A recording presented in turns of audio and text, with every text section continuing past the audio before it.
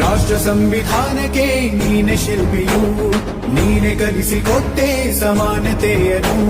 ನಿನ್ನ ಲೇಖನಿಯ ಬರಹ ದೇಶ ಗರ್ಜನೆ, ಒಂದು ಮಾತು ಕೂಡ ಭೀಮ ಗರ್ಜನೆ.